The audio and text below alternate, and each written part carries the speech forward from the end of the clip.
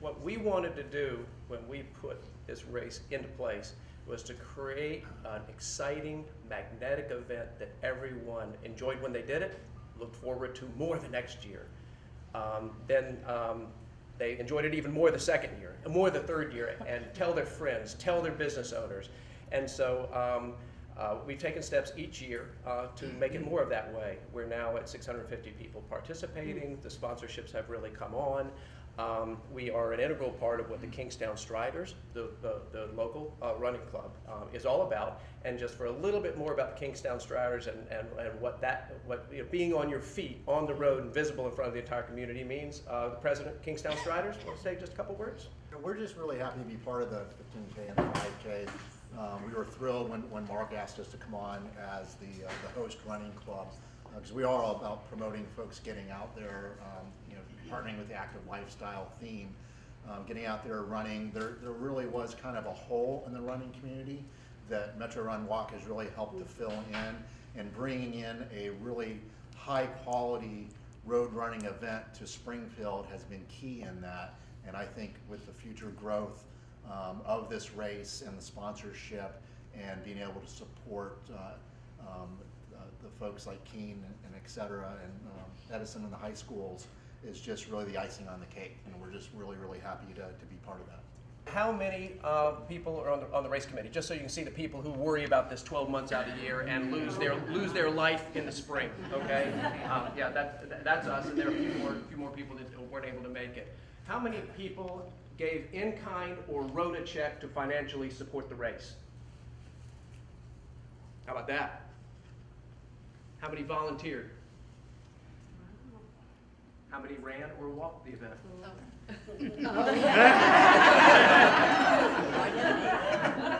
So you can see we are Springfield in every sense of the word, and it really is really my great pleasure to be able to host this event. And we certainly appreciate culinary comfort, a new chamber member for the food service. Okay, raise a hand.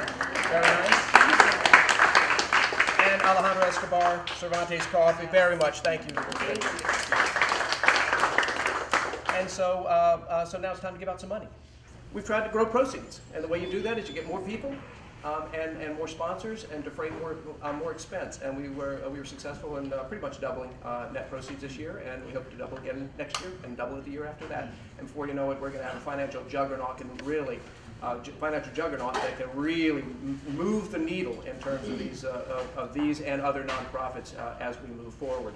And there's not just one type of organization that has this kind of impact for the people and kids who can't normally have access to these programs. And so we've been intentionally diverse in the kinds of organizations that the race committee and the race supports.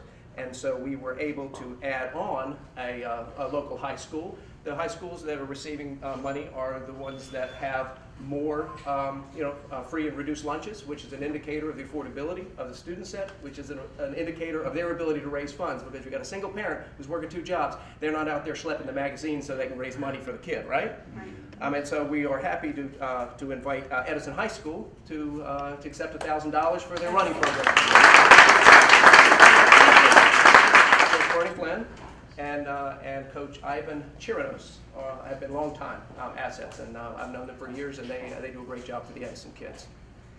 And Lee High School has a particular close spot to us because they are our race host. We take over their parking lot. We do it on the morning that they have SAT testing. So you've got 100 cars coming in, and the parents are a little concerned about their kids' future, and we're concerned about keeping the runners safe, and sometimes that's a toxic brew of conflicting motivations, okay? But we certainly love supporting Lee High School, and so Jay Rodriguez, coach, for $2,000 to the running program.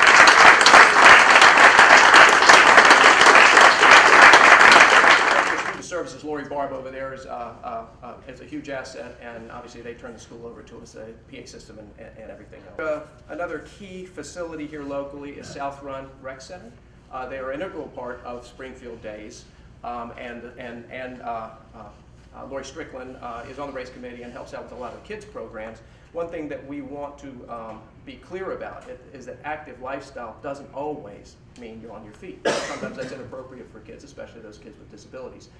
South Run Rec has been a leader in doing adaptive aquatics programs to keep those kids who have trouble being active on their feet active and fun-loving and kids. And so we support durable equipment needs at South Run Rec's adaptive swimming program. And so here's $2,000 for South Run Rec.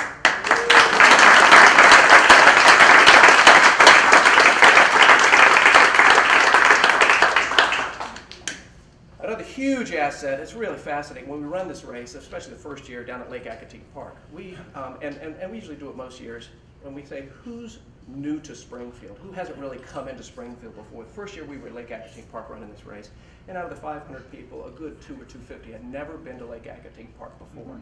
And for those of you who have been there, it's a jewel. It's at the Beltway, it's a lake, it's 455 acres, a boat rental, the oldest operational carousel in Fairfax County, and it's really it's a true gem. And it's our pleasure to be able to show our runners, the ones that want to run the long part of the 5K, 15K, to dump them into the park and be able to go over to Lake Acatee Park and enjoy that venue. And so we like to support the programs that Lake Acatee Park put on. They have camps and they have activity programs. Some kids can't afford the tuition, and so we put scholarships into place, and we actually give them a little bit of slush fund if they have a special project that they want to accomplish, and all of a sudden the way money flows in the county isn't quite as nimble as they need it to be. And so here's $2,000 to Lake Acatee Park. I believe, is Mark Rogers coming?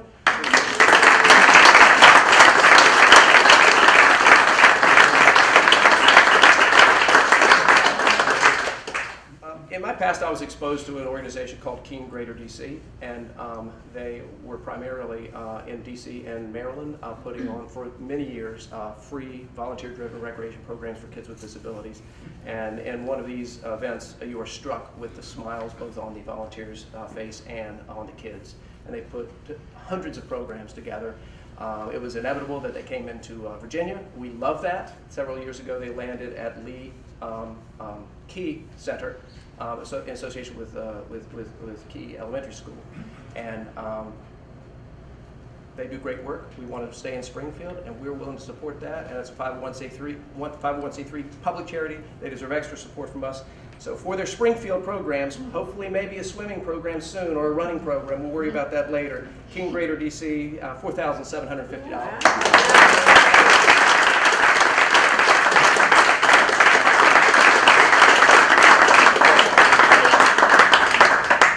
I invite you to visit her table and find out a little bit more about Keene, how you might help. And if you have groups of kids who want to be involved in an endeavor, it's wonderful because groups come in and they feel great about their volunteering. Great for service projects for high schoolers also. Okay? And last of all, a local nonprofit that not only does work outside of this area, but does a lot of work in this area. Used to be known as Trip for Kids. Now it's known as Trails for Youth. Originally, a lot of biking programs, but now, because biking is one way of being active, they also do hiking and some running programs, and most all the time that's out on trails, it's out in fresh air, it's seeing nature around them, getting their blood rushing, getting their respiration up, and as most of us in this room can testify to, that's when you really feel like you're living. Okay, so another $4,750 to Trails for Youth.